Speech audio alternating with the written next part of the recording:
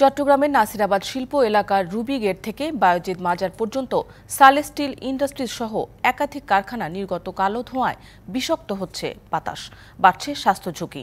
পরিবেশ অধিদপ্তর জানিয়েছে, জরিমানা ও সতর্কবার্তা পাত্তা না দেয়ায় এবার প্রতিষ্ঠানগুলোতে বিদ্যুৎ বিচ্ছিন্ন সহ কঠোর ব্যবস্থা নেওয়া হবে। যা ছড়িয়ে পড়ছে আশেপাশের আবাসিক এলাকায়। নির্গত কালো ধোঁয়ায় বিষাক্ত হয়ে উঠছে চারপাশ।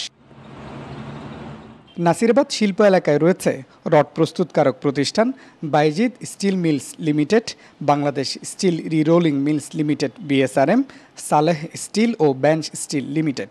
প্রতিনিয়ত পরিবেশ দূষণ করছে এসব প্রতিষ্ঠান। অপরাপর যে সকল ইন্ডাস্ট্রিগুলো আছে এখানে সবগুলোর ইয়াগুলোতে বোঝে ওখান থেকে এই শব্দগুলো আসে আর কি। এগুলো পরিবেশ তো সব অবগত আছেন, কিন্তু তারপরেও তারা কেমন জানি খামখেয়ালি করেন, আবার ইগনোর করতে চান বিষয়টা। 250-টিরও বেশি ডিজাইন অপশন নিয়ে ওয়ালটন স্মার্ট ফ্রিজ, বোঝে আপনার প্রয়োজন।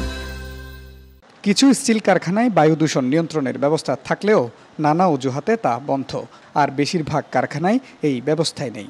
স্থাপনের সময় দেখা যায় যে অনেক সময় আমাদের কাছ থেকে নকশাটা অনুমোদন করে নিচ্ছে, খুব সুন্দর নকশা, কিন্তু যখন স্থাপন করা হচ্ছে বা এটা যখন চালনা করা হবে তখন তাদের হয়তো দক্ষ ম্যান পাওয়ার নেই বা স্থাপনের সময় হয়তো এটি ত্রুটিপূর্ণ বসানো হচ্ছে। পরিবেশ অধিদপ্তর বলছে, জরিমানা ও সতর্কতায় কাজ না হওয়ায় কারখানাগুলোর বিদ্যুৎ বিচ্ছিন্ন সহ কঠোর ব্যবস্থা নেওয়া হবে।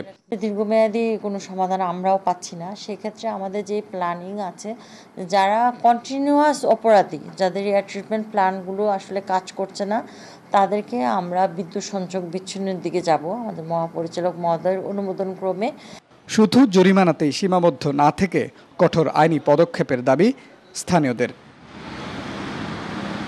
Mujibul Haque, DBC news, Chittagong.